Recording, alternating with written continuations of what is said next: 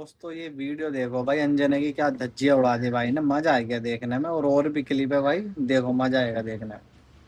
Picture चालू करो बे। मैं अभी जब आप कर्नाटक में जीते तब भी मीडिया की मेहनत थी। जो आप नहीं पूछोगे उसका भी जवाब दूंगा। नहीं, जो पूछ रही हूँ वो बता दीजिए। बताता हूँ, मैं उसका भी दूंगा और जो नहीं पूछेंगी वो भी दूंगा। रुकिए आप, पहले 2014 तक क्या होता था? क्या पार्टियां चुनाव लड़ती थी, मीडिया निष्पक्ष एक भूमिका निभाता था। 2014 के बाद एक इकोसिस्टम चुनाव लड़ते हैं। एक तरफ अकेली विपक्ष, समझ, दूसरी तरफ media, agencies, social media, political party. ये तो धोती खोल रहा है। अब आप देखिए कितनी लेवल प्लेइंग फील्ड है क्या ये?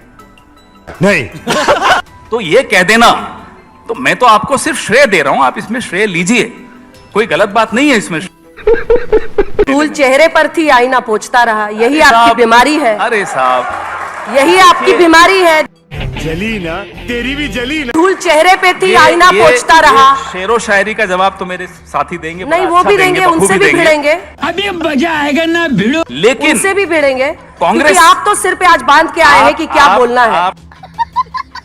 लेकिन क्या आप इस मंच पे मुझे बताएंगे कि तीनों राज्यों में कांग्रेस की हार का जिम्मेदार कौन था? अभी पता चल जाएगा। देखते हैं आज पवन खेड़ा कितनी ताकत और हिम्मत दिखाते हैं। देखिए साहब, बहुत स्पष्ट है। वाह बेटा, तुम गू खा के ही मानोगे। जिस एजेंडा को लेकर हम लोगों के बीच में उतरते हैं, हो सकता है वो एजेंडा हम लोगों तक नहीं पहुंचा पाते। ठीक है। और पहुंचा क्यों नहीं पाते? फिर से मैं कहूंगा मीडिया, तो आप कहेंगे फिर हमारा नाम ले लिया। विपक्ष और मीडिया का चोली दामन का साथ है। आज का विपक्ष अनाथ है। बात तो सही है। कांग्रेस हारी, आप ये बात कर रही है। अरे लोकतंत्र हार रहा है, उसकी चिंता आपको क्यों नहीं है? अगर ये कांग्रेस सरकार के दौरान होता तो आज नेशन विद अन्ना करके अंजना ओम कश्यप सुबह से रात तक चैनल पे चलाते। गजब बेइज्जती है। और सड़क पर अन्ना हजारे आ जाते। क्यों नहीं आते अन्ना हजारे? क्यों नहीं चलाती अंजना ओम कश्यप? बताइए मुझे जरा। बस हवा निकल गई। अब सुनो तुम हमारे गूगल बाबा की बात भाई, देखो उनका क्या कहना है, देखो वीडियो। वो तो ये कहिए क्या कि अगर हमारी सरकार स्पष्ट बहुमत से ना आई होती अगस्त 2019 के बाद, जब धारा 370 हटी है और जम्मू कश्मीर का स्वरूप बदला है, अन्यथा तो ऐसा लग रहा था कि समस्या कभी समाधान ही नहीं हो पाएगा। अच्छा, ये मोदी जी की गारंटी थी, जिसके लिए लोगों ने कहा था 370 ये कभी नहीं हटा सकते, हटा के दिखाया। ये फंस गया सी। धारा 370 हट गई क्या? मैं देश के प्रधानमंत्री से पूछना चाहता हूं, धारा 370 में इससे पहले भी 36 बदलाव हुए हैं। 2 प्रधानमंत्री हुआ करते थे, क्या वो नहीं बदले गए? बात तो सही है। सुप्रीम कोर्ट, हाई कोर्ट होता था, उसकी पावर्स नहीं थी, पंचायती राज नहीं था, कॉन्करेंट लिस्ट के बहुत सब्जेक्ट नहीं थे। आज भी धारा 370 हिंदुस्तान के संविधान का हिस्सा है। ये बड़ी अच्छी बात कही है। लेकिन लाल किले की प्राचीर से लेकर इस मंच तक झूठ बोला जाता है। अनुच्छेद 370 हट गया ना जम्मू कश्मीर से? नहीं हटा ना, किसने कहा? आप मुझे आर्टिकल पढ़ा? लेकिन जो रोड़ा था वो तो हट गया ना। कोई रोड़ा अभी बदत है भाई, अभी बदत है ना? कोई रोड़ा नहीं हटा। हाँ। आप उस ऑर्डिनेंस को पढ़िए। लिखा है using the powers of article 370 we are making these 2 changes. पर दिक्कत यह कि मीडिया के साथ ही पढ़ते नहीं आजकल।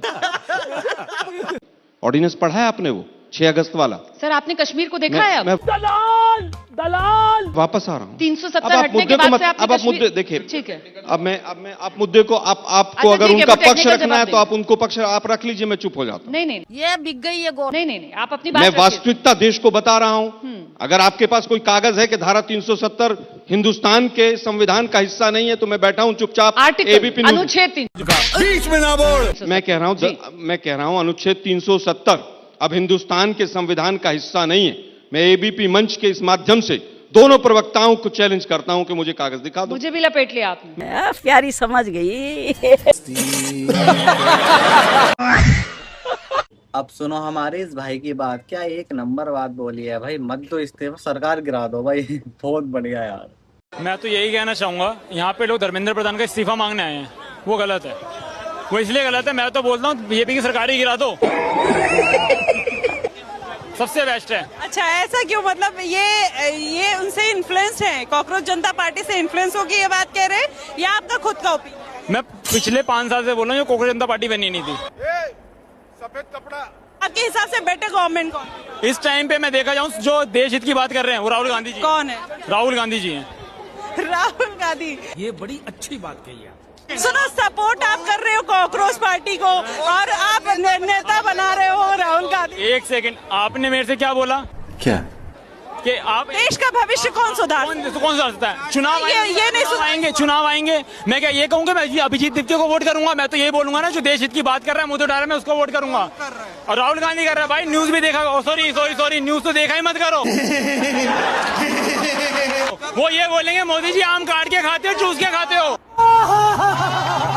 कांग्रेस दफ्तर कैंटीनों माइनों का व्हाट्सएप पढ़ने का काम करेंगे तो ये हमें ज्ञान देने का काम करेंगे। हम यहाँ जैन जी का विरोध नहीं कर रहे। ये फंस गया।